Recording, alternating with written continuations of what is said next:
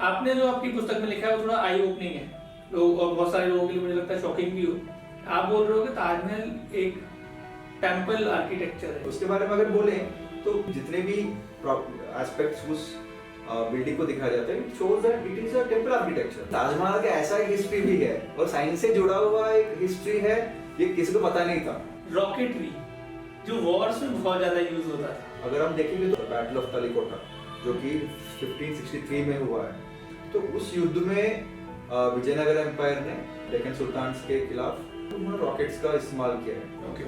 बाद में जाके एंग्लो मराठा वॉर्स में और मराठा एंड मुगल्स के बीच में जो वॉर हुआ है, आपने बताया कि यहाँ पर 2-3 सर्वेज हुए कि इंडियन एजुकेशन सिस्टम कैसे काम करता है, कैसे यहाँ के लोग सेल्फ सफिशिएंट विलेजेस हैं, यहाँ पर गुरुकुल सिस्टम कैसे चलते हैं और उनको कैसे तोड़ा जाए।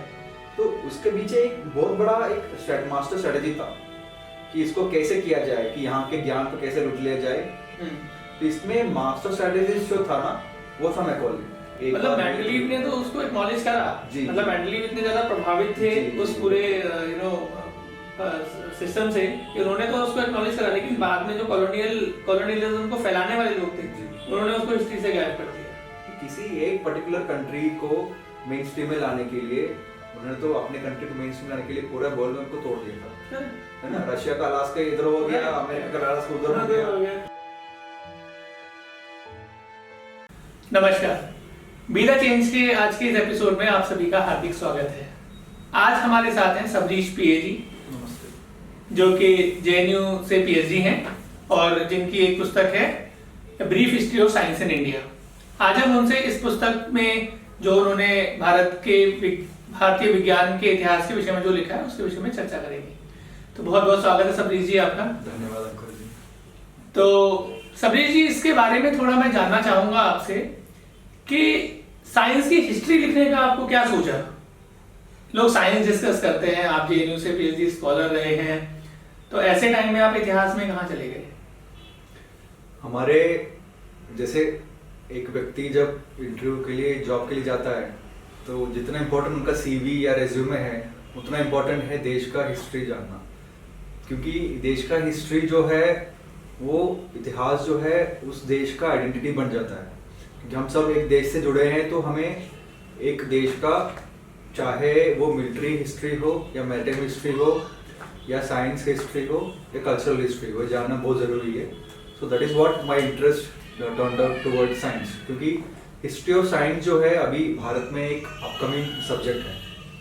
इसके पहले तक हाँ लोग जानते थे कि साइंस का भी इतिहास होता है, लेकिन as a history of science as a discipline की अभी अपकमिंग स्कोप ज़्यादा है। तो इसलिए मेरा इसमें वेंचर शुरू हुआ। इसमें I ventured into writing about history of science. और पूरे दुनिया भर में इस डिसिप्लिन काफ़ी बढ़ावा से आगे बढ़ रही है। तो भारत का इतिहास में अगर देखेंगे तो वैज्ञानिक और प्रौद्योगिकी का इतिहास भी अपने आप में महत्वपूर्ण है। तो इसमें जब मैं शुरुआत में जब स्कूल डेज में सुनने को मिला कि भारत का ऐसा वैज्ञानिक इतिहास है तो मेरे को बहुत आकर्षक लगा। जेएनयू में आने के बाद अच्छा मौका मिला था कि वहाँ के जो पीएचडी करते करते मेथोडोलॉजी को लेकर भी सीखने को मिला, फिर रिसर्च टूल्स को लेकर मिल गया।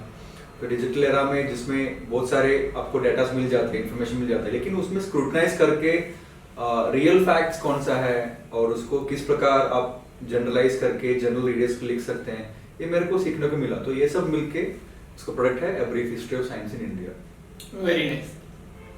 तो ये आपने अपने पीएचडी के टाइम के दौरान लिखी जी। काफी रिसर्च करनी पड़ी होगी इसको लेकर के आपको। हाँ। तो टोटल कितना टाइम लगा इसमें? मेरे को इसको overall starting from the first draft शुरुआत से लेके प्रिंट के टाइमिंग तक लगभग 4 साल लगा। 4 साल? हाँ। और उसके बीच में कोविड का भी 1 साल का सीजन रहा, तो चैलेंजिंग तो था क्योंकि पीएचडी और बुक राइटिंग दोनों अलग सब्जेक्ट है, इसको साथ ले जाना, लेकिन दोनों अलग अलग एक्सपीरियंस था मेरे लिए। क्योंकि थीसिस लिखना अपने आप में डिफरेंट मेथोडोलॉजी के साथ चलते हैं, क्योंकि वो रिसर्च वर्क है, प्रॉपरली रिसर्च थीसिस है, जिसमें एक पर्टिकुलर सब्जेक्ट और एरिया ऑफ रिसर्च लेते हैं और उसमें एकदम गहराई में जाके उसका एक हम न्यू जो न्यू फाइंडिंग्स हम करते हैं, जो न्यू डिस्कवरीज होते हैं, कभी कभार इन्वेंशंस भी हो जाते हैं थीसिस में, लेकिन इसमें डिस्कवरीज है। तो मेरा रिसर्च जो है traditional medicine knowledge and intellectual property rights, जो कि आईपी राइट्स बोलते हैं, इस एरिया में है। तो बुक तो वाइड एंड वास्ट है, जिसमें entire spectrum of science in India has been covered, जिसमें टेक्नोलॉजी हो, इनोवेशंस हो, या डिस्कवरीज हो, या पोस्टुलेशंस हो, जो भी इंडियन हिस्ट्री में साइंस को लेकर जो भी हुआ है, ये थोड़ा वाइड एंड वास्ट बुक है। तो दोनों लिखने का अलग अलग एक्सपीरियंस था, लेकिन दोनों से मेरे को काफी कुछ सीखने को मिला, बीट पीएचडी थीसिस या बुक राइटिंग। ओके, आपने अभी अपने आंसर में मेंशन करा कि आपने स्कूल टाइम में हिस्ट्री ऑफ साइंस को पढ़ते थे तो बहुत ही आकर्षित लगता था और जानने का मन करता था कि क्या है क्या नहीं है। तो लेकिन एक चीज है, मैं जानना चाहता हूँ कि किन स्कूलों की बात कर रहे हो आप, क्योंकि आजकल इन जनरल अगर हम देखते हैं तो साइंस की हिस्ट्री में भारत का कंट्रीब्यूशन तो किसी हिस्ट्री की बुक में या साइंस की बुक में मेंशन ही नहीं है। चाहे आप एनसीईआरटी की बुक्स उठा के देख लो या जो भी करिकुलम हमारा चल रहा है देश में, कहीं मेंशन नहीं है। तो आपको बचपन में कौन सी किताबें थी जहाँ से आपको पता चला कि मतलब इंडिया का क्या कंट्रीब्यूशन है साइंस में, टेक्नोलॉजी में, वो थोड़ा सा बताइए। नहीं, मैंने स्कूल नहीं बोला, मैंने स्कूल डेज बोला था। अच्छा। तो स्कूल डेज में उस समय का जो भी डाइजेस्ट आते थे, हाँ। या जो भी उस समय का मैगजीन्स आते थे, राइट, या कहीं ना कहीं किसी ना किसी के जो टॉक में गया, तो वैसा सुन के मेरे को पता चला। लेकिन जब मैं केरला में था, वहाँ पर स्वदेशी साइंस मूवमेंट, जो कि विज्ञान भारती के केरला चैप्टर का नाम है, तो वहाँ पर बहुत सारे सेमिनार्स हो गया, वर्कशॉप हो गया, या कॉन्फ्रेंसेस हो गया, या एग्जीबिशंस हो गए साइंस और टेक्नोलॉजी के ऊपर। तो स्वदेशी साइंस मूवमेंट ने इसके ऊपर काफी सारे एग्जीबिशंस करते थे। तो वहाँ पर जो चार्ट्स हो गए और डिस्कशंस हो गए, वो सुन के मेरे को काफी इंटरेस्टिंग लगा, काफी आकर्षण लगा कि भारतीय परंपरा में, विज्ञान परंपरा में इतना महत्वपूर्ण चीजें हुई हैं जो कि हमारे एनसीईआरटी में बिल्कुल आते नहीं थे। तो उस समय भी मेरे मन में क्वेश्चन था कि जो हम सुन रहे हैं वो अलग है, जो एनसीईआरटी बुक्स में पढ़ रहे हैं वो अलग है। लेकिन उस समय मन में ये था ना कि एनसीईआरटी बुक पढ़ेंगे, वही लिखेंगे तो मार्क मिलेगा, वरना तो फिर दोबारा वही क्लास बिठा देंगे। तो बार बार ये मन में आता, लेकिन जब पीएचडी में आते हैं तो सबको अपना अपना इंडिविजुअल थिंकिंग पर्सपेक्टिव्स को डेवलप करने का मौका मिलता है, नए फाइंडिंग्स करने का मौका मिलता है। तो साथ साथ ये भी एक प्रोसेस था जिसमें मेरे को लग रहा है कि लेकिन इसका फाउंडेशन जो कहीं ना कहीं मेरा बचपन में ही it has been laid out. Okay. I feel so. Oh, wow. Because it's a long process. All of a sudden you cannot try to change yourself.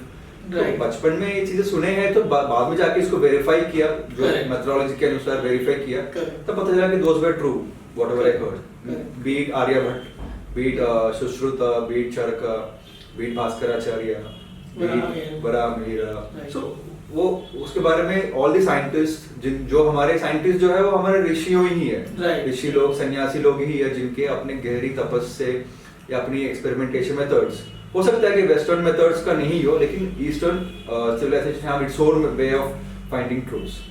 वो सब बुक में डिटेल में एक्सप्लेन किया हुआ है, अलग अलग चैप्टर्स में, अलग अलग पार्ट्स में एक्सप्लेन किया हुआ है। राइट। अच्छा, तो ये जो आपका जेएनयू में जो रिसर्च का टाइम रहा, जो आपका पीएचडी का टाइम था, तो उसमें आपको कुछ ऐसी चीजें जानने को मिली, सीखने को मिली, जिससे आपको इस बुक राइटिंग में हेल्प हुई हो, रिसर्च में हेल्प हुई हो?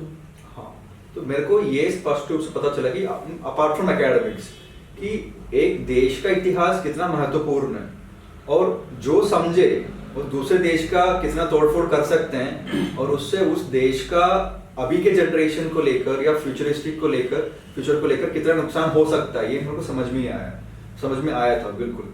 तो वो भी एक कारण है कि हमने भारत के वैज्ञानिक और प्रौद्योगिक इतिहास को लेकर किस प्रकार हमें दर्शाना चाहिए, वो मेरे समझ में आ गया। वो भी एक कारण है कि बुक को राइटिंग को परस्यू करने के लिए। और मेरा पीएचडी थीसिस के वक्त जो ट्रेडिशनल मेडिसिन नॉलेज का है, इसमें हमारे भारतीय परंपरा के अनुसार, भारतीय कल्चर के अनुसार किस प्रकार पढ़ाई होती थी यहाँ पर, और पढ़ाई में कितने गहराई में जाते थे, और कितना हमारे प्रकृति, हमारे नेचर के साथ जुड़ के चलते थे, ये स्पष्ट रूप से समझ में आया है। क्योंकि मेरा research area traditional medicine knowledge पे है, तो पंचमहाभूतास हो गया या त्रिदोषास हो गया, जो कि प्रकृति के साथ जुड़े हुए हैं, तो उसके बारे में, और हमारे शरीर इस प्रकृति के साथ कितना गहराई में जुड़ा हुआ है, और जो भी इस प्रकृति में होता है वो हमारे शरीर के अंदर का प्रकृति को कैसे इन्फ्लुएंस करता है और कैसे चीज़ों को बदलता है, ये समझ में आया मेरे को। लेकिन ये बात वेस्ट को पता चला था, लेकिन अभी जो मेडिसिन है, ट्रेडिशनल मेडिसिन है, चाहे वो तुलसी का भी हो, नीम का हो, टर्मरिक का हो, भी रिसेंटली बहुत सारे ऐसे इश्यूज आए थे जहाँ पर वेस्ट इसका पेटेंट राइट्स ले रखा है। तो बाद में CSIR ने जाके इसका ये जो पेटेंट राइट्स है इसको फिर कैंसिल करवाया। लेकिन आप चौंकाने वाली बात यह है कि एक प्रकार वेस्ट बोलता है कि आयुर्वेदिक या आयुष सिस्टम जो है वो सूडो साइंस है, लेकिन पीछे पीछे से इसका पेटेंट्स भी तो ले रहा है ना। राइट। पेटेंट्स भी लेके इसका जो भी कंपाउंड्स है, मेडिसिनल कंपाउंड्स है, इसका एक्सट्रैक्ट करके वो मेडिसिनल कंपोनेंट्स को लेकर वो पेटेंट्स ले रखे and they want to sell it back to us only. एक प्रकार का देखेंगे तो फिर वो इंपीरियलिज्म जो है, वो कैपिटलिज्म जो है उस समय का, जो कॉलोनियलिज्म टाइम का, वो अभी भी एक प्रकार की इंडायरेक्टली चल ही रहा है सब। तो ये मेरे को PhD को समझ में आया स्पष्ट रूप से। राइट। नहीं, आपने जैसे कि बताया कि आपका जो PhD थीसिस था वो ट्रेडिशनल मेडिसिन पे था, तो कुछ बताएंगे व्यूअर्स को कि इंडिया का क्या कंट्रीब्यूशन रहा है मेडिसिन में, और ट्रेडिशनल मेडिसिन जो से वेस्टर्न सिस्टम सूडो साइंस कहता है, जी। कितना साइंटिफिक है, आपकी क्या फाइंडिंग्स है? कि जैसे मैंने बोला था, भारतीय medicinal knowledge, traditional medicine knowledge जो कह सकते हैं, इंडियन सिस्टम्स ऑफ मेडिसिन भी कह सकते हैं, तो इसका फंडामेंटल एस्पेक्ट्स जो है वो पंचभूतास है, पंचमहाभूतास है। और इस पे अगर मेडिसिन में देखेंगे तो त्रिदोषास भी आता है, जो वात पित्त कफ है। तो इस प्रकार का अगर देखेंगे तो काफी सारे ट्रीटाइजेस है भारत में, जैसे चरक संहिता हो गया, सुश्रुत संहिता हो गया, फिर अष्टांग हृदय हो गया, और आयुष सिस्टम जो बोल सकते हैं, आयुर्वेदा, योगा, यूनानी, सिद्धा और फिर सौरिकपा करके जो टिबेटन मेडिसिन है, इन सबका अगर देखा जाए तो fundamentally they are all related to Panchamahabhutas. हाँ, भाषाओं में अलग हो सकता है, जो वात पित्त कफ है और पंचमहाभूतास है वो संस्कृत टर्म्स है, लेकिन हो सकता है कि अलग अलग सिद्धा में अगर देखेंगे तो फिर अकॉर्डिंगली तमिल कुछ वर्ड्स आ जाएंगे, तो टिबेटन में अगर देखेंगे तो फिर वहाँ के यूनानी में देखेंगे तो फिर थोड़ा बहुत अरबिक पर्सपेक्टिव आ सकता है। लेकिन ये स्पष्ट रूप से कह सकते हैं कि इन सब का लेना देना नेचर से है, कि जो भी नेचर का है उसका मिनिएचर वर्जन ही हमारा बॉडी, चाहे ह्यूमन बीइंग्स हो, चाहे प्लांट्स हो, या चाहे कोई भी लिविंग नॉन लिविंग बीइंग्स हो, तो उसमें पंचमहाभूतास का कोई ना कोई पर्सपेक्टिव एस्पेक्ट उसमें रहता है। और जब तक ये नाम ना समझे तब तक प्रिवेंटिव मेडिसिन जो कि आयुर्वेद या आयुष सिस्टम्स का फंडामेंटल एस्पेक्ट है वो हम कर नहीं पाएंगे। So the Indians had the knowledge of how to prevent a disease, as Louis Pasteur said, prevention is better than cure. ये भी प्रैक्टिस इन रियलिटी। अभी भी अगर देखेंगे तो हम स्पष्ट रूप से मालूम है कि किस सीजन में क्या भोजन करना चाहिए, क्या खाना नहीं खाना चाहिए और क्या करना चाहिए हमें, so that we can prevent certain medicines, certain diseases and all. तो ये एक अपने जो ट्रेडिशनल मेडिसिन नॉलेज में है ये फंडामेंटल एस्पेक्ट है इसमें। और आप अगर गुणास का भी देखेंगे, सत्व गुणा, रजस गुणा, तमस गुणा, ये एस्पेक्ट आता है एकदम। और आयुर्वेद में भी अलग अलग पर्सपेक्टिव्स है, जैसे काय चिकित्सा हो गया, इंटरनल मेडिसिन, शल्य तंत्र हो गया जो ऑप्थेल्मोलॉजी है, शल्य भूत विद्या हो गया जो साइकेट्री को लेकर है, अगाध तंत्र हो गया जो टॉक्सिकोलॉजी है, रसायन तंत्र हो गया जो जेरियाट्रिक्स है। तो इस प्रकार का not only for humans but also for horses and elephants, हस्त आयुर्वेदा जो कि एलिफेंट्स के लिए है, और धनुर्वेदा, धनुर आयुर्वेदा जो कि हॉर्सेस के लिए है। इस प्रकार का अलग अलग मेडिसिन सिस्टम्स अलग अलग चीजें के लिए अवेलेबल हुआ है। हाँ, अगर हम मुख्य तौर पर देखेंगे तो सर्जरी को लेकर हम बहुत सारे चीजें विषय में ध्यान में आता है। तो एक प्रकार का देखेंगे तो इसका एक केस स्टडी में बोलना चाहता हूँ, और I want to tell it in the way of like a story. Right. तो बात आती है एंग्लो मैसूर वॉर की, जब ईयर है 1793। तो उस समय एक ब्रिटिश ईस्ट इंडिया कंपनी का एक बुलक कार्ट ड्राइवर, जो कि ब्रिटिश ईस्ट इंडिया कंपनी का एम्प्लॉय ही मान के चले, तो he was a bullock cart driver. He was working with the East India Company, and he was caught as a prisoner of war by Mysore Kingdom. उस समय वहाँ के sultanate का समय था। तो after Kovalji was caught as the prisoner of war, उनका एक नाक और एक हाथ काट दिया था, और वो लगभग 1 साल के लिए बिना नाक और बिना हाथ घूम रहे थे।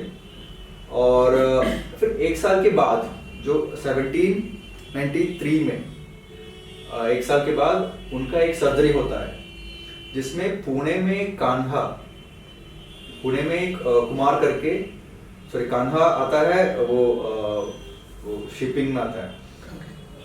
कुमार करके एक surgeon, he takes a flap of Cowasji from his forehead और उसको लेकर एक आर्टिफिशियल नोज जॉब करता है।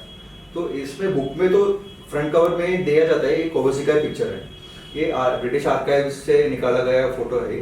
तो जो कि और फिर अगले साल मद्रास गैजेट से लेके लंदन के जेंटलमैन्स मैगजीन में इसका पब्लिकेशन होता है। So that is the first time when the West came to know about a successful surgical procedure wherein a new artificial nose has been given. और इसमें all these recordings are being done by British medical officers only. और फिर वहाँ पर later on in the early 1800s इसको और develop करके जो जोसेफ कॉन्स्टेंटाइन कार्प्यू है, जो कि माना जाता है कि मॉडर्न सर्जरी का फादर है, he develops a procedure called rhinoplasty, जो कि अभी अगर आप देखेंगे तो सर्जरी, जो प्लास्टिक सर्जरी का जो टेक्निकल टर्म है rhinoplasty है। तो एक प्रकार का ये आता है, he publishes that this particular rhinoplasty technique successfully जो डेवलप हुआ है, इसका फंडामेंटल, इसका बेसिस जो है वो कोवसजी का सर्जरी ही है। And he also publishes a book which really becomes revolutionary across the globe, because उस समय युद्ध के समय था कि हर किसी का जो भी कार्टिलेज है वो उड़ जाते थे। बिल्कुल। तो उस समय एक सर्जिकल प्रोसेस बहुत इंपॉर्टेंट था। लेकिन ये तो 1700s की बात है, लेकिन हमारा तो सुश्रुत संहिता, चरक संहिता में तो बहुत पहले से ही इसका वर्णन है। राइट। और उसमें किस प्रकार के प्लांट्स और मिनरल सॉल्ट्स को लेकर क्या क्या टॉनिक्स प्रिपेयर कर सकते हैं, उसका कैसे करना है, केमिकल प्रोसेस कैसे करना है, इस प्रकार का वर्णन तो बहुत सारे दिए हुए हैं। तो ये मैंने छोटा सा दे दिया मेडिकल हिस्ट्री को लेकर। नहीं बिल्कुल, इसमें एक और बहुत ही जानने वाली बात ये है कि ये जो प्लास्टिक सर्जरी करने वाला व्यक्ति था, वो कुम्हार था। हाँ। राइट। हाँ। मतलब जिनको आज के टाइम में हम बोल रहे हैं कि पिछड़ी जाति, हाँ, उनको पढ़ने नहीं दिया, उनको नॉलेज नहीं दी, उनको कोई इन सबसे वंचित रखा। जी। तो अगर उस पिछड़ी जाति का व्यक्ति इतनी ज्यादा हाई एंड नॉलेज रखता था, तो ऐसा हो ही नहीं सकता उस सिस्टम में कि किसी को भी ज्ञान परंपरा से वंचित रखा जाता होगा। तो यही है ना, यही चौंकाने वाली बात है कि स्पेशलाइजेशन के नाम पे लोग आजकल मार्जिनलाइज हो गए, specialise only in that perspective, बाकी किसी के बारे में जानकारी नहीं है। लेकिन भारत में अगर देखेंगे तो ऋषि या सन्यासी को देखेंगे तो they had the understanding of the fundamental aspects, जो कि अगर देखेंगे तो हर इसमें, चाहे फिजिक्स हो, केमिस्ट्री हो, या मेडिसिनल साइंसेस हो, या एग्रीकल्चर हो, या एनिमल हस्बेंड्री हो, हर इसमें फंडामेंटली अगर देखेंगे तो पंचमहाभूतास ही है। करेक्ट। जो कि जिसमें अगर आप हर भूतास का प्रॉपर्टीज अगर आप समझ में आएगा तो यू कैन डिराइव कि what can probably come. Right. तो इसको लेकर तो ये ज्ञान, it was a household knowledge system. Yes of course कि Indian science had evolved to such mature level that it started entering into home. Yes. That is why it was undisputably a continuous process. कि 5,000-6,000 years का जो history of science अगर देखेंगे कहीं break नहीं हुआ। हो सकता है कि external influence हुआ हो, बिल्कुल, but since it became household perspective, household phenomenon, कि you cannot say that there was a break at all. Right, क्योंकि आप देखो तो बहुत सारी जो medicines हैं, herbs हैं, वो तो हमारे रसोई घरों में, किचन्स में मिलते हैं। हर घर में तुलसी का पौधा होता है, एंटीवायरल प्रॉपर्टीज उसकी आज पूरा विश्व मान रहा है। फिर हल्दी, कोविड के टाइम पे तो जो हमारे कफचूर्ण करके है, जो कफा को रिड्यूस करता है, जो कफ एस्पेक्ट को, त्रिदोषा में 3 दोषा में वात पित्त कफ आता है, तो कफा को रिड्यूस करने का जितने भी जो स्पाइसेस है उसका जो रेसिपी है वो तो घर तक मालूम था। एकदम। तो अभी आपके इस एग्जांपल से मुझे याद आया 2014 का वो टाइम जब मोदी जी ने कुछ साइंटिस्ट के साथ में मीट करा था, and then he tried to connect that Ganesha example with ancient plastic surgery methodology. तो बहुत ज्यादा यूएन ड्राइव हुआ था उस पर कि ऐसे कैसे हो सकता है, और साइंस में कुछ नॉलेज नहीं है, ये नहीं है। तो मुझे लगता है कि ऐसे लोगों को आपकी पुस्तक पढ़नी चाहिए। हाँ। जिनको ये जानकारी मिले रेफरेंसेस के साथ में कि भाई जो भी बात बताई जा रही है वो मतलब उसके प्रमाण है। ये तो अभी तक 17वीं सेंचुरी से पहले तक का तो यहाँ दिख रहा है हाँ होते हुए, जी जी है ना। एक कुम्हार प्लास्टिक सर्जरी कर पा रहा है बहुत आराम से, किसी हम ऐसी बात नहीं कर रहे कि कोई वैद्य स्पेशली कर रहा है, एक कुम्हार भी कर पा रहा है जी इतना डीप तक वो चीज जो जी है जी यू नो परकोलेट हो चुकी है। जी जी। और ये भी रिकॉर्डेड है कि वो पॉटर ही था, ऑब्वियसली पॉटर। बिल्कुल बिल्कुल बिल्कुल। तो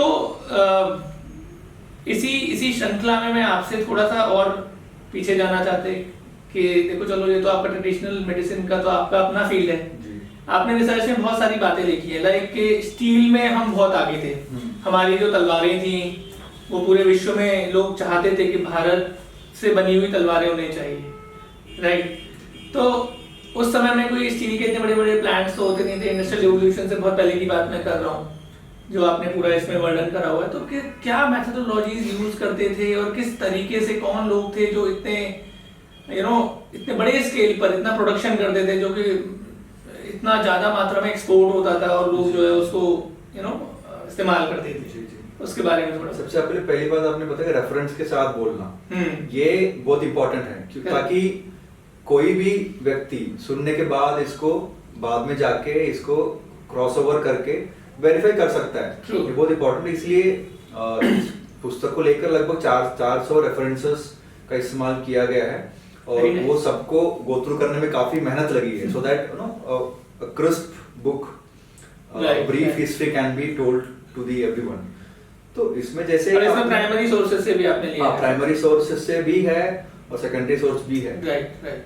सो जिसमें आपने जैसे पूछा था कि हमारे जो आयरन इंडस्ट्री है, जैसे अभी तो मेगा प्लांट्स होता है जिसमें एक ही प्लांट में हो सकता है कि that changes the perspective, that changes the iron industry of the entire nation.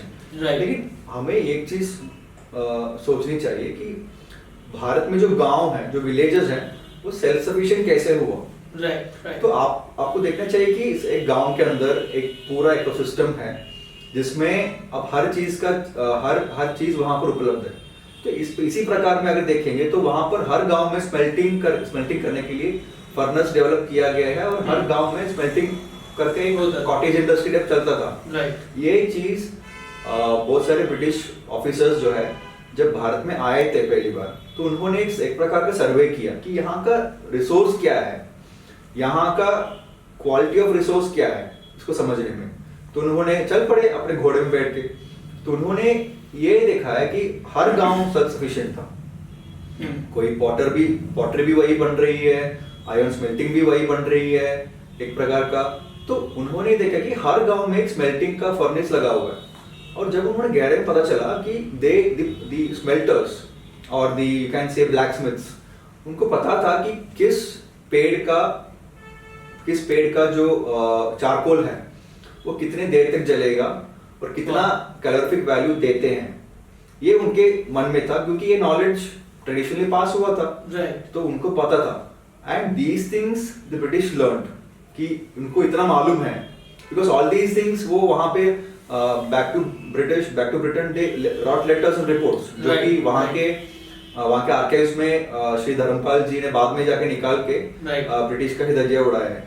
जो ब्यूटीफुल ट्री हो गया या उनके बुक दूसरे बुक्स भी हैं, तो उसमें से भी रेफरेंसेस निकाले हैं। सो दी my point is that the blacksmiths, they knew that the wood of which tree would give how much calorific value, so that they can maintain the furnace for a longer time. Right. And so that the iron ore या copper ore जो भी है, लेकिन let us take the greatest example, that is iron, which is the most difficult to smelt.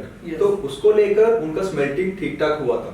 And the quality of the iron which came, the British themselves mentioned that are the greatest quality and are greater than the quality of steel they are from Sweden. The best mines of the Britain. Right. Anywhere across the world, because the smelting process itself was so well made. Right. हो सकता है कि आप अभी के आज के modern perspective से कंपेयर करेंगे तो you will tell it's rudimentary. But उस टाइम का देखेंगे तो you will see at that time and so much of iron was coming from such small smelting units was really a good job. Right. तो इसका भी एक historical aspect है कि जिसमें अभी हम जो वुड स्टील बोलते हैं उसका एटिमोलॉजी अगर देखेंगे, द वर्ड वुड्स का एटिमोलॉजी अगर देखेंगे तो you can derive it from urukku. Urukku यानी साउथ इंडियन, दक्षिण भारत के जो भी लैंग्वेजेस है, चाहे कन्नड़ा हो या मलयालम हो, तेलुगु, तमिल हो, उरुकु मतलब it's molten state of steel, molten state of any metal. It's called as urku because you're melting something, it becomes urku. Okay. So urku, by the time it reached the west, it became wudsu. उनको तो tongue slip हो जाता है. Yes. When it traveled through Arabic and then to the west, it became wudsu. Yes. So the point I want to make is that these urku or the molten steel was of very much high demand in the Arabic region and also in the west. Because Damascus sword जो हम कहते हैं वो इसी उरुकु से बनाया गया है। okay. और यहाँ के एविडेंसेस हैं कि यहाँ के उरुकु जो है, यहाँ के जो आयरन इंगॉट्स हैं, यहाँ पर एक्सपोर्ट किया गया है उधर, और वहाँ पर इसको किस प्रकार के जो स्वॉर्ड्स वगैरह बनने को यूज किया, ये भी इसका भी रिकॉर्डिंग्स है। मार्को पोलो ने भी इसका रिकॉर्डिंग्स किया है। अलेक्जेंडर जब भारत में आए थे तो उस समय भी एक्सपोर्ट उन्होंने यहाँ के स्टील की क्वालिटी देखकर काफी ये हुआ था कि, और उन्होंने वहां पर भेजा भी था। इसका भी रिकॉर्डिंग्स है। इसका मैं जो भी बोल रहा हूँ it's all based on evidences और रेफरेंसेस। तो एक प्रकार का देखेंगे तो फिर हमारे यहाँ का जो स्टील प्रोडक्शन था एक प्रकार का डिसेंट्रलाइज था। So one should not be seeing it from a modern big factory के रूप में नहीं देख सकते। उस समय के डिमांड जितना है उसके अनुसार उन्होंने पर्याप्त था। राइट। इवन अगर देखा जाए तो जो लौह स्तंभ है जिसमें जो कि वैज्ञानिकों के लिए बहुत ही शोध का विषय बना हुआ है कि उसमें जंग नहीं लगती। तो उस समय की जो टेक्नोलॉजीज हैं, और जैसा कि आपने बताया कि जो लोहार है, ब्लैकस्मिथ है, उनको वो सब पता है। तो वो चीज कभी ऐसे संभव ही नहीं है कि अगर वो नॉलेज ट्रांसफर नहीं की गई हो, अगर वो नॉलेज मिली नहीं है। तो ये जो बेस्ट पूरा ताना बाना बुनता रहता है इस चीज का कि भारत के लोग बहुत पिछड़े थे, यहाँ कुछ था नहीं, हम आए यहाँ पर, है ना, हम इनको सभ्य बनाने के लिए आए, हमने इन्हें सबको नॉलेज दी, ज्ञान दिया, राइट। ये सब और ये जो ब्राह्मणिकल पैट्रियार्की चलती आ रही है वो आपका शोषण कर रहे थे। तो actually your book is debunking all such kind of myths. तो ऐसे लोगों को बिल्कुल पढ़ना चाहिए कि हमारे यहाँ की जो एक जाति जो थी उसका अपना एक कार्य था, और उस कार्य के वो लोग बहुत माहिर थे। वर्ण व्यवस्था से जो जा रहे थे, और जो वर्ण व्यवस्था के बाद जो जातियां, जो जैसे कुम्हार एक जाति है, राइट। वर्ण में तो हम 4 वर्ण हैं, लेकिन उनमें भी जो जाति मतलब क्या, जाति मतलब जन का समूह जाति है। तो एक प्रकार का जो कार्य करते हैं, जो लोग जिस प्रकार का कार्य करते हैं, तो उनका जो समूह है उसको ही जाति बोलते हैं, है ना।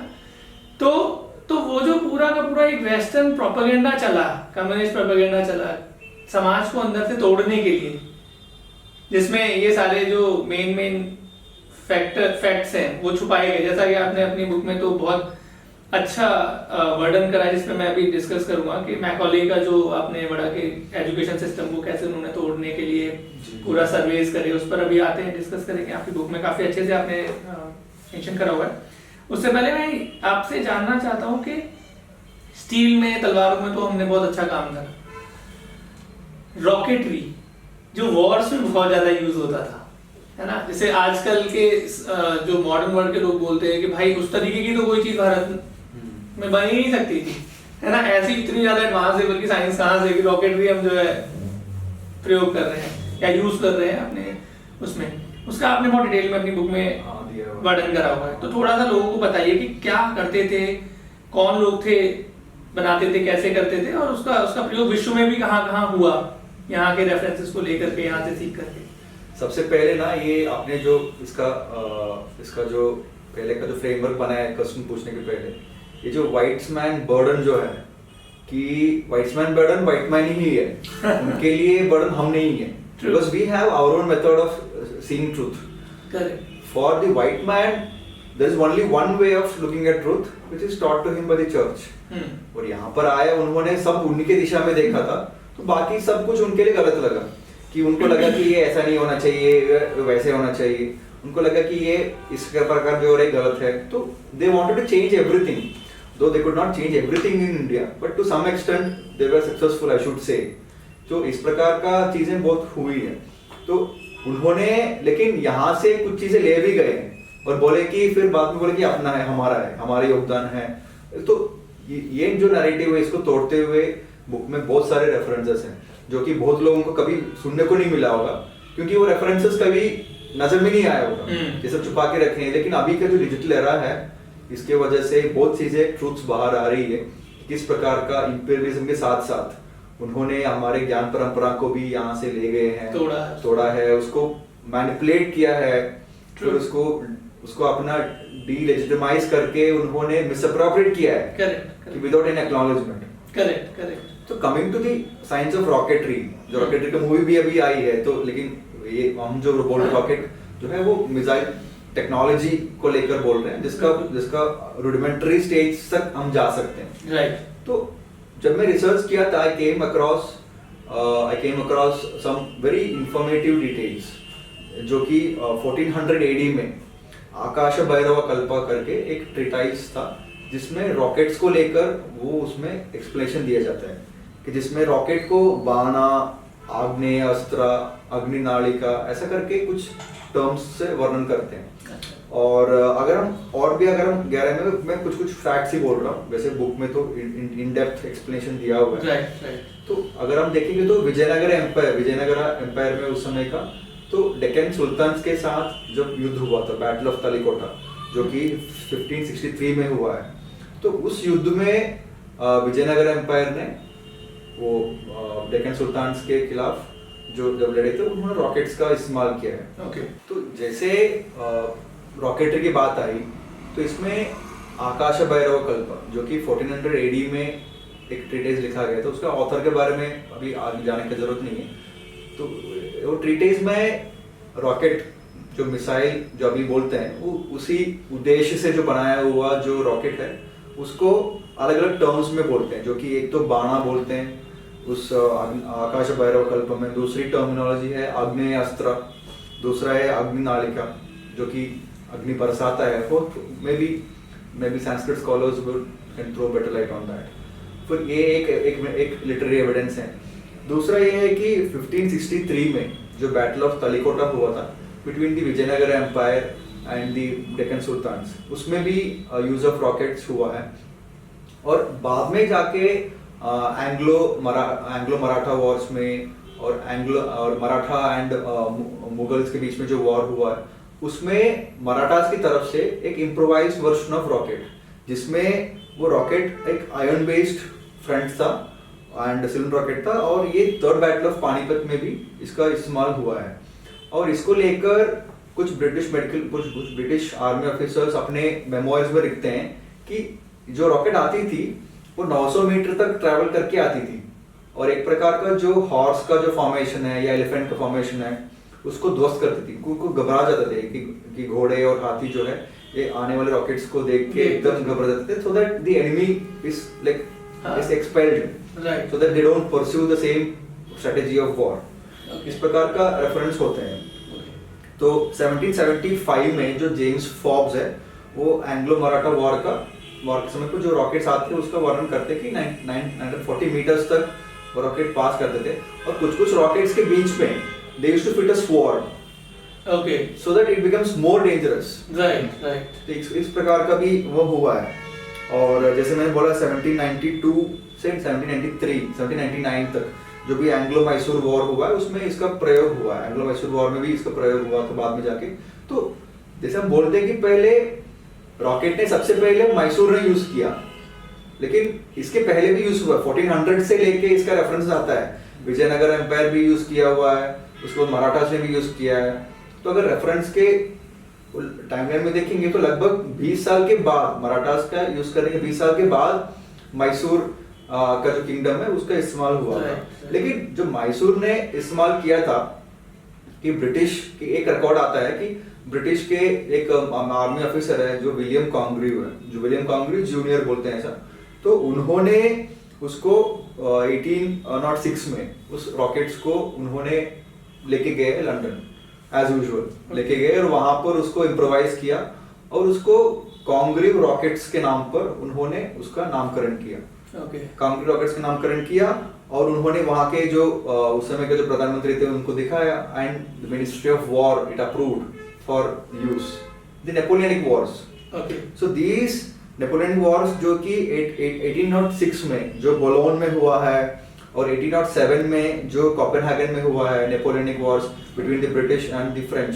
और फिर वेरी इंपॉर्टेंटली जो बैटल ऑफ वाटरलू था जो 1814 में हुआ था, उस वॉर में भी ये रॉकेट्स का इस्तेमाल किया हुआ है। And we all know what happened battle of Waterloo, Napoleon had lost.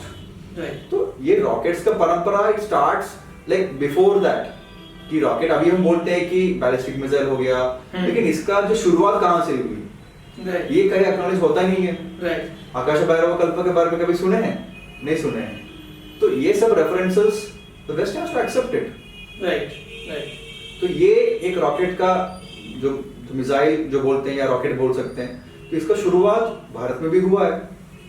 Starting from the 1400 AD से इसका रेफरेंसेस आते हैं। ओके। आपकी बुक में आपने ताजमहल के बारे में भी थोड़ा सा जिक्र किया है कि जो एंशिएंट आर्किटेक्चर था उसको लेकर के, तो लोग क्योंकि कई बार तो ये बोलते हैं ना कि मुगल आर्किटेक्चर आया भारत में, ऐसा विश्व का 7वां अजूबा बन गया, वो भूल जाते हैं यहाँ के टेम्पल्स को देख करके। दक्षिण भारत के, उत्तर भारत के तो अधिकांश मंदिरों को ध्वस्त कर दिया आक्रमणकारियों ने, आक्रांताओं ने, लेकिन दक्षिण भारत के मंदिरों को देखकर भूल जाते हैं कि वो किसने बनाए, उन पे कोई क्वेश्चन नहीं करते। ताजमहल एक 7वें अजूबे की तरह रहता है उसको, क्योंकि बहुत सारी कहानियां जुड़ी हुई हैं कि प्रेम का प्रतीक है, ये है, वो है। तो थोड़ा सा आपने जो आपकी पुस्तक में लिखा है वो थोड़ा आई ओपनिंग है लोग, और बहुत सारे लोगों के लिए मुझे लगता है शॉकिंग भी हो।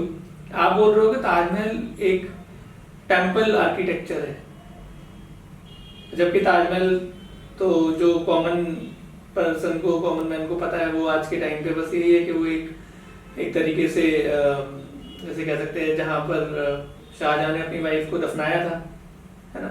तो वो थोड़ा सा बताइए कि क्या है उसके पीछे की कहानी। ये जो लोग बोलते हैं कि ताजमहल यहाँ पर आई, तो फिर मैंने तो कहीं नहीं सुने अरेबिया में या कहीं और में, वहां पर तो ताजमहल के बारे में कहीं सुने नहीं है।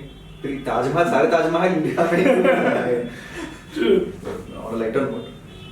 तो इसका ताजमहल के बारे में जब मैंने अपने जो बोला वो ठीक बोले, बुक में इसका भी वर्णन है एक चैप्टर में। तो जब मैंने इसको लेकर रिसर्च किया था कि, और मेरे को ये इसके इनपुट्स कहीं से मिला नहीं। मेरे को अचानक आर्टिकल जब सर्च किया था, मैंने searching about the architectural history of India, तो medieval, specifically searching for data for medieval perspective, medieval era के समय का जब मैं ढूंढ रहा था, तो मेरे को 3-4 आर्टिकल मिला। एक तो करंट साइंस के मिला जो इंडियन इंस्टीट्यूट ऑफ साइंस है बेंगलुरु में, उनका करंट है। वो करंट साइंस तो सबको मालूम है कि कितना प्रसिद्ध आर्टिकल है, कितना प्रसिद्ध जर्नल है उनका। और दूसरा है कि जो इंडियन नेशनल साइंस अकेडमी के journal for the history of science, ऐसे Indian journal for the history of science, वो है इस प्रकार का। तो उसमें वो जो आर्टिकल पढ़ने लगा मेरे को बहुत शॉकिंग लगा, और मेरे पूरे रात सोया नहीं। मेरा आर्टिकल बार पढ़ा मैंने, कि बिकॉज वो उसमें बहुत सारी चीजें जो है मेरे अंडरस्टैंडिंग के आगे था शुरुआत में, क्योंकि आर्किटेक्चरल टर्म्स बहुत सारे थे। तो मैंने आई कंसल्टेड माय फ्रेंड्स वो आर्किटेक्चर बैकग्राउंड। तो जब मैंने उनके लिए भी वो आर्टिकल शेयर किया, वो भी शॉक हो गए थे कि ताजमहल का ऐसा हिस्ट्री भी है और साइंस से जुड़ा हुआ एक हिस्ट्री है, ये किसी को पता नहीं था। तो उसमें उसके बारे में अगर बोले तो थोड़ा गहराई में जाना पड़ेगा। तो उस समय का जो राजपूताना रीजन है, जो मतलब अभी का राजस्थान है, वहाँ के किंगडम और मुगल एम्पायर के बीच में जो थोड़ा टकराव के बारे में भी बताना होगा। ओके। तो ये साल थी 1632 को, जब 1631 को जब शाहजहां के जो पत्नी तो नहीं कह सकते, बीवी कह सकते हैं, तो उनके बीवी बुरहानपुर मध्य प्रदेश में उनका डेथ हो गया था किसी कारण से। तो उन्होंने वहां पर दफनाया था पहले बुरहानपुर में। अच्छा, पहले दफनाया था?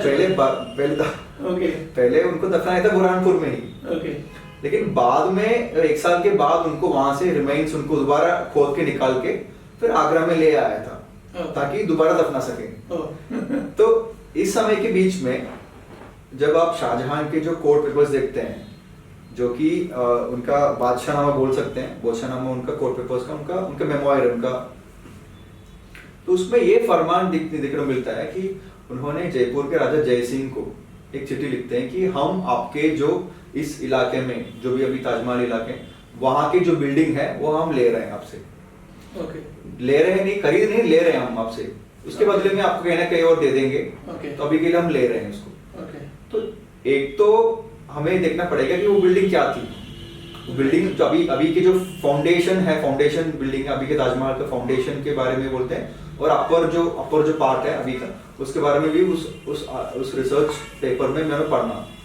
तो उसमें जो भी वहाँ के जो आर्किटेक्चर है और वहाँ के जो आर्टिसंस का जो टेक्निक्स यूज किया है, जो भी वहाँ के जो मटेरियल यूज किए हैं, जो मटेरियल यूज किए, उसका साइज, उसका क्वालिटी, उसका नॉमेनक्लेचरिंग, और ये सब देखेंगे तो फिर अर्थशास्त्र से कंपेयर करते हैं। और अर्थशास्त्र से डिराइव बहुत सारे ऐसा है जो कला है, जो कि वहां पर जो बिल्डिंग थे पहले राजा जय सिंह जी का, तो ताजमहल के कंस्ट्रक्शन में वो सब यूज किया हुआ है। क्योंकि वो same techniques it was also used in the construction of homes, और जो भी वहां के बिल्डिंग्स वगैरह हड़प्पन पीरियड में भी इसका same method of building construction इसको यूज किया हुआ है। तो ये देखने को मिलता है। और coming back to the building, वो बिल्डिंग जो है Raja Jai Singh had received it as an ancestral property from his grandfather Raja Man Singh, that too पहले, more than 100 years before, कि वो राजा जय सिंह जी के वो पारिवारिक प्रॉपर्टी है वो। और इस रिसर्च आर्टिकल में वो देखा गया था कि जितने भी एस्पेक्ट्स उस बिल्डिंग को दिखाया जाता है, it shows that it is a temple architecture. हाँ, एंड आर्कियोलॉजिकल एविडेंसिंग ऑल्सो भी है उसमें, जिसमें ताजमहल के जो बोलते हैं उसका मेन गेट का उस समय का जो दरवाजा है, तो उसको जब आर्कियोलॉजिकल एविडेंस करते हैं तो जिस समय बोला जाता है कि शाहजहां ने बनाया था, वो एविडेंसिंग बोलते हैं कि वो दरवाजा उससे 200 साल पुराना है। तो ये कहीं ना कहीं मिसमैचेस तो बहुत सारे हैं। बाकी तो कहानी कोई भी कह सकते हैं कि हमने प्यार से बना दिया, हमने इनके लिए बनाया। लेकिन अगर वो शाहजहां के जो सीरीज ऑफ वाइफ जो है अगर वो देखी जाए, और अपने जो कॉन्सेप्ट ऑफ लव जो देखा जाए, तो कितना प्यार था, क्या था, ये सबको पता है, सबको लग जाता है समय। तो बात ये है कि वो टेम्पल आर्किटेक्चर। तो बाकी अगर कौन सा टेम्पल आर्किटेक्चर था अगर बताए, तो उसका जो ग्राउंड लेवल में, बेसमेंट में जो भी कमरे हैं, उसको खोल के देखना पड़ेगा, तब जाकर पता चलेगा। तो मतलब इस पर रिसर्च के लिए गवर्नमेंट को उसको खोलने की परमिशन देनी चाहिए, कोर्ट को उस पर काम होना चाहिए, देना चाहिए।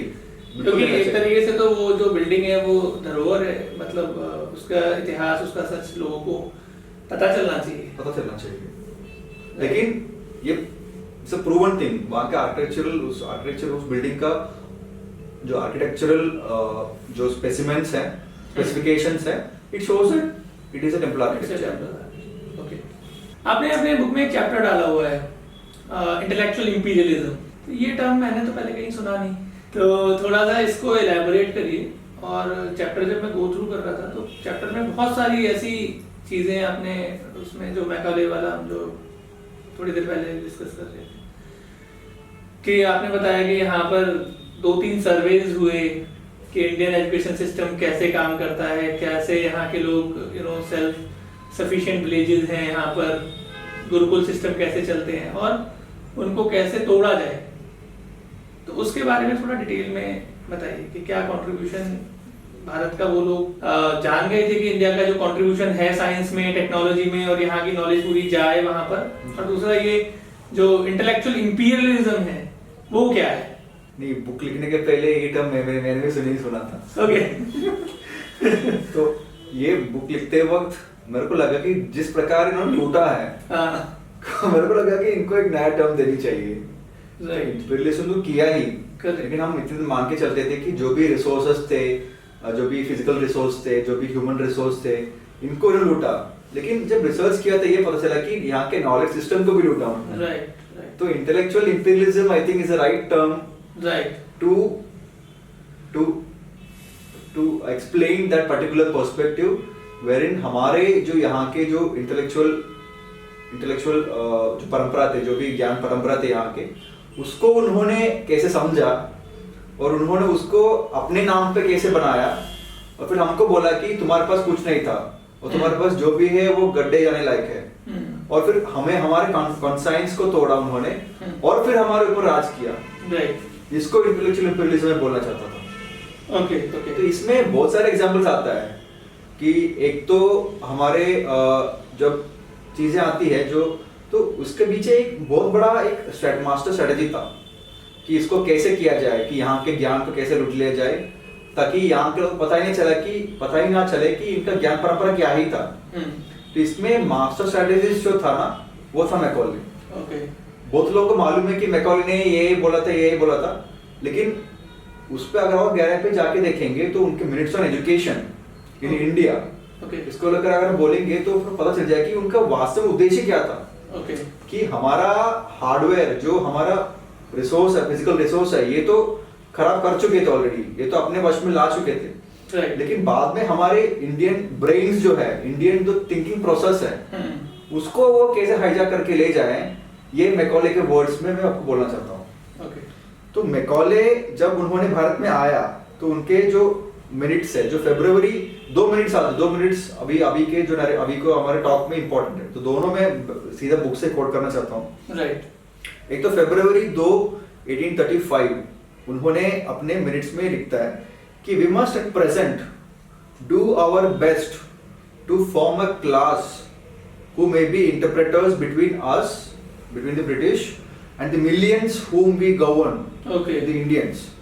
A class of persons Indian in blood and color, but English in tastes, in opinions, in morals and in intellect.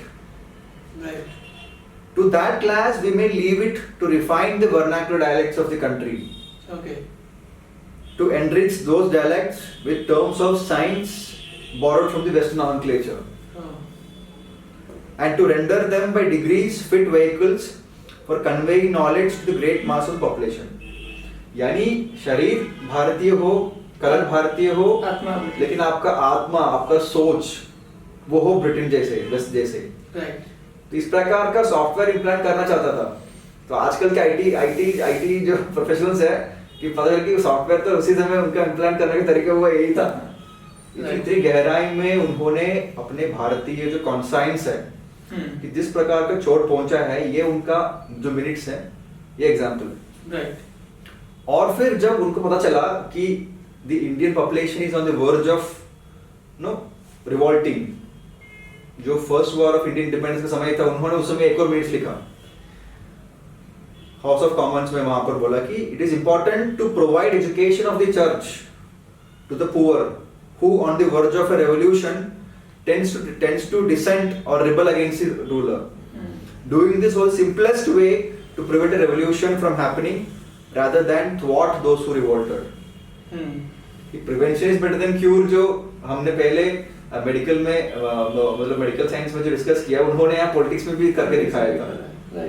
लेकिन वो भारतीय परंपरा में अब ऐसा क्या ही था एजुकेशन सिस्टम में कि उनको लगा कि ये हमें चेंज करनी चाहिए। ये भी आपको बोल देता हूँ कि जब ब्रिटिश ईस्ट इंडिया कंपनी से हट के जब यहाँ पर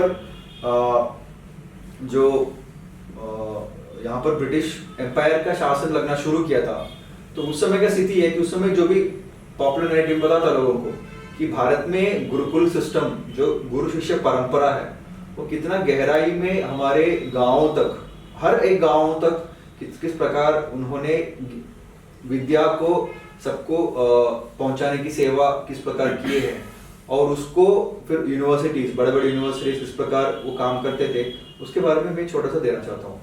तो उसके पहले मैं कुछ रेप्यूटेड यूनिवर्सिटीज जो अक्रॉस भारतवर्ष कहाँ थे उसको बोलना चाहता हूँ। एक तो तक्षशिला जो गांधारा में अभी के अफगानिस्तान में, फिर दूसरा बिहार में नालंदा, उदंतपुरी, विक्रमशिला, तेलहरा, फिर कश्मीर में हम सब जानते हैं शारदा पीठ टेम्पल यूनिवर्सिटी जो थे, फिर बंगाल में सोमापुरा, विक्रमपुर, जगदाला यूनिवर्सिटीज, फिर तमिलनाडु में कांतलूर शाला, एन्नायरम, तिरुवोट्रियूर, गुजरात में वल्लभी, ओडिशा में पुष्पगिरी, मध्य प्रदेश में मोरेना टेम्पल जो पाठशाला थे। तो इन हर जगह में अपने अपने सोसाइटी के डिमांड के अनुसार जो ज्ञान थे उसको पढ़ाया जाता था, और अपनी भाषा में।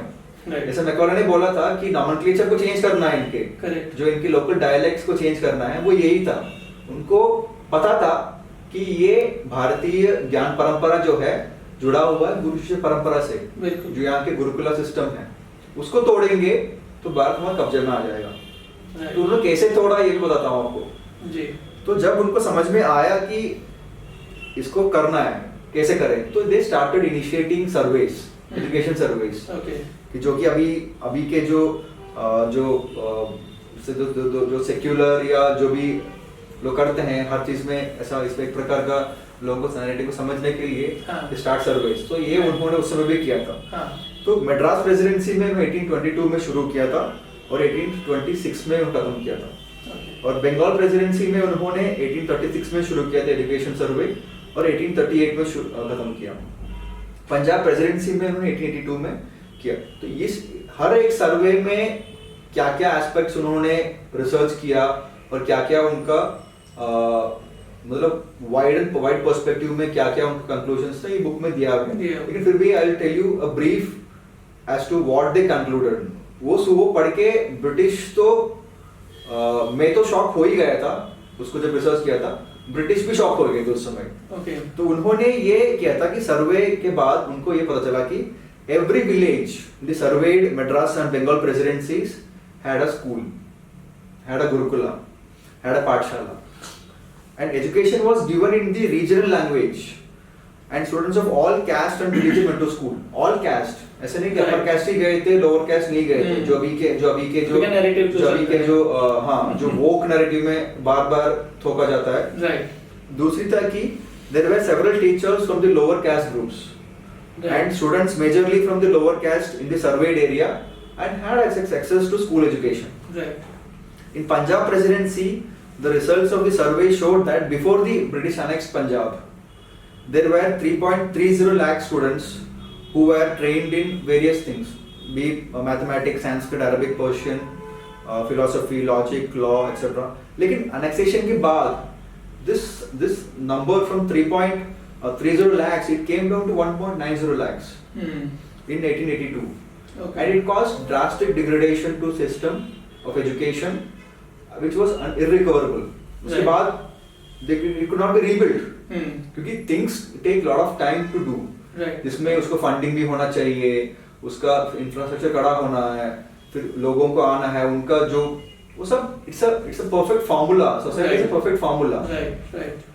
तो इसमें और वहाँ का जो एजुकेशन सिलेबस देखा जाए इट वाज वाइड वैरायटी।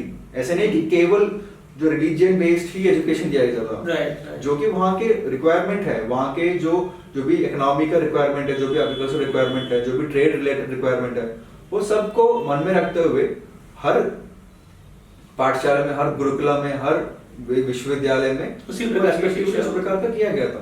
वो तो हमने भी देखा ही, जैसे कि मतलब अभी पीछे डिस्कस करा कि कुम्हार लोग जो है प्लास्टिक सर्जरी जानते थे, एंड देन इतनी जो ब्लैक स्मिथ थे, इतनी जो है नॉलेज रखते थे स्टील प्रोडक्शन की, तो ऑब्वियसली वो सब कहाँ से आ रहा है? जो गुरुकुल है वहीं से ही। जी बिल्कुल। इन्होंने हमारे एजुकेशन सिस्टम को क्यों तोड़ा और कैसे तोड़ा?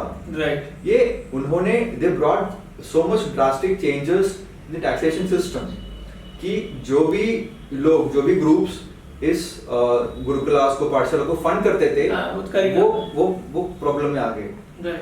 चाहे वो ट्रेड गिल्ड्स हो, मर्चेंट ग्रुप्स हो, कि वहाँ के लोकल टैक्सेशन सिस्टम में इतना चेंजेस ब्रिटिशर्स ने लाया था कि वो फंडिंग ही नहीं कर पाए। और धीरे धीरे करके गुरुकुलास धीरे धीरे बंद होने लगे। And the British replaced it with the western model of schooling that was urban based, जिसमें धीरे धीरे जो अर्बन में कौन लेते हैं उस समय, तो हर कोई रिच थोड़ी होता है। They made the education so costly जिसका अभी तक भुगतना पड़ रहा है। जो अभी जाके प्री पोस्ट इंडिपेंडेंट इंडिया में जाके हम गांव तक स्कूल्स खड़ा कर रहे हैं, ये तो पहले से था हमारे। ब्रिटिशर्स ने आके इसको खराब किया और इसको ऐसे छोड़ के गया।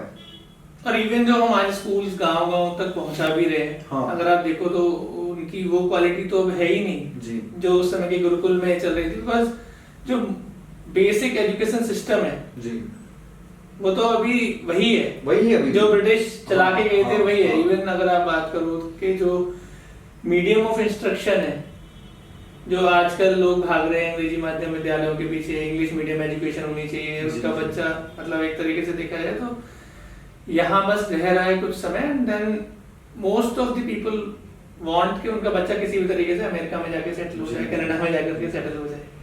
तो वो सारा का सारा अगर देखा जाए तो जो ब्रिटिश एजुकेशन सिस्टम जो मैकॉले ने जो सोचा था कि शरीर इनका हो लेकिन जो उसमें आत्मा हमारी हो जाए, हमारे हिसाब से सोचे, हमारे लिए काम करे, खोखला ही बना के रहेंगे, खोखला ही बना के रहेंगे। अभी आप देखो ना, आज के टाइम में हमने भारत में हम हर जगह बोलते हैं ये चीज कि भाई जो इंडियन ओरिजिन के लोग हैं वो बहुत इंटेलिजेंट होते हैं, बहुत डिमांड होती है उनकी। गूगल का जो सीईओ है वो इंडियन है, फिर माइक्रोसॉफ्ट का है वो इंडियन है, ऐसे करके बहुत ज्यादा हमारी रहती है ना, हम खुश होते हैं उस चीज में। थोड़े टाइम पहले ट्विटर का सीईओ भी इंडियन हुआ। भाई आप ये बताओ ना कि कितने, मतलब सीईओ तो केवल एक एम्प्लॉई है ना कंपनी का, CEO is not the owner of the company.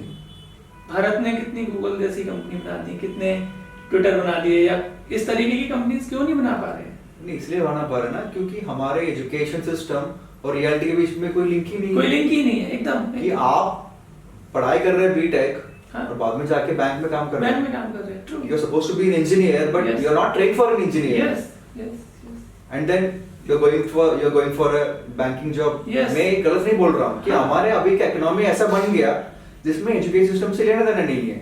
Basically जो बात हुई ना कि उन्हें अपने लिए लोग चाहिए थे, हाँ। अपने सिस्टम के अपने हिसाब लिए से लेबरर्स चाहिए था, Laborers अपना चाहिए। सिस्टम चलाने के लोग चाहिए थे यस उनको। यस यस, लेकिन- इंटेलेक्चुअल कैपिटल जो उन्हें चाहिए था हाँ। वो उस तरीके से हाँ, कर रहे उनका थे। प्लानिंग यही थी।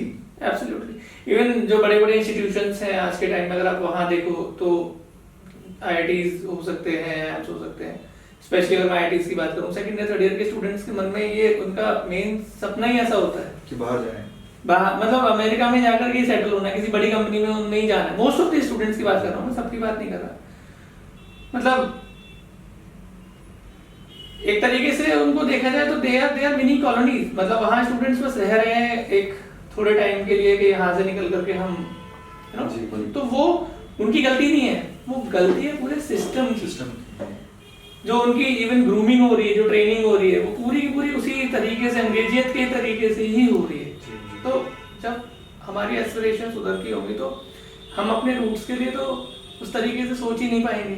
वही ना, अभी यहाँ के लोग की क्या अभी भी जरूरत है? शरीर हमारा ही है, हाँ, हाँ। लेकिन जो अंदर का जो आत्मन है, आत्मन तो नहीं कह सकते, हाँ। अंदर का जो सॉफ्टवेयर है अभी भी वो कंट्रोल अब किसी और के साथ है। और के साथ तो उसको इंडियनाइज करना बहुत जरूरी है। करेक्ट कि ये करने के लिए हमें हमारा इतिहास क्या है ये जानना बहुत जरूरी है। इवन आपने अपनी बुक में मेंशन भी करा हुआ है ये जो इंग्लिश मीडियम सिस्टम के जो रिपरकशंस हुए हैं, उसके बारे में आपने काफी डिटेल में बताया है। जी जी। तो उसके बारे में भी थोड़ा बताइए दर्शक। इसमें हम मैंने बुक में इस पर्सपेक्टिव में से बोला है कि अगर एक जैसे एक देश है उसमें अनेक लैंग्वेजेस हैं, तो जब एक बच्चा जब ग्रूम होता है, जब जैसे हम let's take the example of the Gangetic plain itself, जहाँ पर भोजपुरी हो गया, हिंदी हो गया, अवधी हो गया, इस प्रकार का अनेक लैंग्वेजेस में बात होती है। बच्चे जब जन्मते हैं तो तुरंत इंग्लिश से तो नहीं बोलते ना, Of course, of अपने course. मदर टंग में बोलते जो हैं। उनकी माता की भाषा है वो बात हाँ, करते हैं। तो so the child is well equipped to share his things better in the mother tongue. Yes, yes, true. So the education should also be in the mother tongue. Right, right. English can be an alternative system, but English cannot be the mainstream system. Yes. yes. English can be an alternative system so that the intermingling of cultures within India, intermingling of subcultures, Yes. regional cultures within India can be possible. हाँ। नहीं, प्राचीन काल में तो वो होता ही था, जैसे आपने बताया गुरुकुलों में उनकी मातृभाषा में जी। काम चल रहा था। और अगर देखा जाए तो बहुत ज्यादा कल्चरली कनेक्टेड थे पूरे भारत के लोग। बंगाल के लोग जो है साउथ में जाते थे, साउथ के जी। लोग जो है उत्तर प्रदेश में आते थे। तो ऐसा बहुत पहले से चलता आ रहा है। जी जी। इवन गंगा का जो महत्व मैं देखता हूँ तमिलनाडु के व्यक्ति के अंदर, केरल के व्यक्ति के अंदर, कर्नाटक के व्यक्ति के अंदर, जी। वो जो उत्तर भारत के व्यक्ति की मन में जो गंगा के प्रति श्रद्धा है वही उनके मन में भी है। तो इसका मतलब आपस में बहुत कल्चरली एक्सचेंज होता था। जी जी। तो लिंक लैंग्वेज कुछ तो रही होगी ना, जी, जी। किसी तरीके से तो आपस जी, में जी। कम्युनिकेट करते ही थे ना। अंग्रेजी तो तब थी नहीं। जी। तो आज जो ये पूरा बनाया हुआ है कि केवल और केवल अंग्रेजी के द्वारा ही हम आपस में कनेक्टेड हो सकते हैं, ग्लोबल हो सकते हैं। पूरे विश्व में भी अंग्रेजी मेजोरिटी की लैंग्वेज नहीं है, बिल्कुल नहीं है। बहुत ही। इवन यूरोप में देख लीजिए अगर आप, तो फ्रांस, जर्मनी, ये जितने भी आसपास के European even countries European countries जितने भी, स्पेन, इन सब की भाषाएं अलग है, अपनी भाषाएं अपनी Yes, भाषाओं में बिल्कुल, काम करते हैं। बिल्कुल। तो मुझे लगता है कि ये जो एक मिथक फैलाया गया है, ये भी एक प्रोपेगेंडा का ही हिस्सा है लोगों के मन में, बिकॉज अगर इंग्लिश एजुकेशन सिस्टम होगा तो आसानी होगी ना कन्वर्ट करने में, जी। अपने विचारों, बिकॉज लैंग्वेज जो होती है, लैंग्वेज आपको पूरे तरीके से आपका आपका पूरा कल्चर को पूरा चेंज कर देती है। जो बताया ना कि आपने आपकी पुस्तक में कि चर्च की एजुकेशन को लाना है, जी। भाई जिस भाषा में जो शब्द होंगे, जो वहाँ की ज्ञान परंपरा होगी, जो वहाँ का सिस्टम होगा, शब्दों में ही तो उसको सवाल करके रखा जाता है। जी, जी। तो जब आपकी भाषा चली जाएगी यहाँ से, उसको डिग्रेड कर करके, आज विदेशों में लोग संस्कृत सीख रहे हैं, भारत में लोग अंग्रेजी के पीछे पागल हैं। जी, जी। तो एक समय आएगा जब कि फॉरेन के लोग संस्कृत की जो भी नॉलेज है, नॉलेज सिस्टम है, उसको जान जाएंगे और यहाँ के लोग फिर से। नहीं, वो तो हो ही रहा है, वो तो हो ही रही है, लेकिन हमारे मानसिकता जो है ये हमें ये ठीक करनी चाहिए। बिल्कुल कि anything that comes from the west can not be taken blindly. Correct. उसके पहले ही तो अपना परंपरा क्या है इसके भी ऊपर भी तो इसके ऊपर थोड़ा ध्यान देना चाहिए, जानना चाहिए। और स्पेसिफिकली जैसे आज हम डिस्कस कर रहे हैं इस पुस्तक को लेकर, तो हिस्ट्री ऑफ साइंस जो है इसमें बहुत सारी चीज जुड़े हुए हैं। राइट। कि किस संदर्भ में कौन सा साइंटिफिक डेवलपमेंट्स हुआ, कि क्यों हुआ और कैसे हुआ, और क्या क्या माध्यम था इसको होने का। इवन मैंडलीव का आपने जो जिक्र कराया आपकी पुस्तक में कि हाँ। उसने पीरियोडिक टेबल में जी, जी। संस्कृत के जो पीरियोडिक ओरिजिनल वाला या ऑफ कोर्स बाद में तो हाँ। चेंज हो गया, उसमें मॉडिफिकेशंस हो गए। तो आपने मेंशन कराया कि उसमें उन्होंने संस्कृत के टर्म्स में दिया एक द्वि त्री जो 1 2 3 बोलते हैं, इसको लेकर मतलब केमिकल्स का नामकरण भी ऐसा हुआ है। राइट। इसका भी मैं रेफरेंस इस बुक में दिया हूँ। राइट। वो भी सुन के मेरे को वास्तव में मेरे को दुख लगा। हाँ। कितना गहराई में ये जो प्रोपेगेंडा है कि किसी एक पर्टिकुलर कंट्री को मेन स्ट्रीम में लाने के लिए उन्होंने तो अपने कंट्री को मेन स्ट्रीम लाने के लिए पूरा वर्ल्ड मैप को तोड़ दिया था। करेक्ट। है ना, रशिया का अलास्का इधर हो गया, अमेरिका का अलास्का उधर हो गया, इतना तो करेंगे ही। तो लेकिन हमें समझना चाहिए कि हमारी जो मातृभाषा है, Yes. जिस भाषा में हम अच्छे तरीके से हम एक्सप्लेन कर सकते हैं या हम बोल सकते हैं, क्यों नहीं उसी भाषा में हमारा एजुकेशन हो जाए। जो कि अगर साइंस की नजर से देखें तो ज्यादा साइंटिफिक भी है, ज्यादा वैज्ञानिक भी है, जी। उसकी वैज्ञानिकता ज्यादा है, और इस चीज को विदेशी भी मानते हैं। संस्कृत अपने आप में एक साइंटिफिक Scientific लैंग्वेज language है, है। इतना अल्जेब्राइक नेचर है, इतना Yes. लॉजिकल नेचर है Yes. कि महर्षि पाणिनि ने तो उस समय ही एक ऐसे लिंग्विस्टिक साइंस के लिए स्कोप दे दिया था। Yes yes. तो डेफिनेटली मेंडलीव का तो आपने ध्यान करा है। Right. मेंडलीव ने उन्होंने ये मतलब ही हैड यूज्ड एक मतलब मेंडलीव ने तो उसको एक्नॉलेज करा। जी। मतलब मेंडलीव इतने ज्यादा प्रभावित थे जी, उस जी। पूरे सिस्टम से कि उन्होंने तो उसको एक्नॉलेज करा, लेकिन बाद में जो कॉलोनियलिज्म को फैलाने वाले लोग थे, जी। उन्होंने उसको हिस्ट्री से गायब कर दिया। ऐसे ही जब मैं डिस्कस कर रहा था मेरे लास्ट टॉक में भास्कर कामले जी के साथ में, हिस्ट्री ऑफ मैथमेटिक्स के ऊपर में हमारा डिस्कशन हुआ था, उसमें बहुत डिटेल में बताया था कि पूरा का पूरा मैथमेटिक्स इंडिया से गया।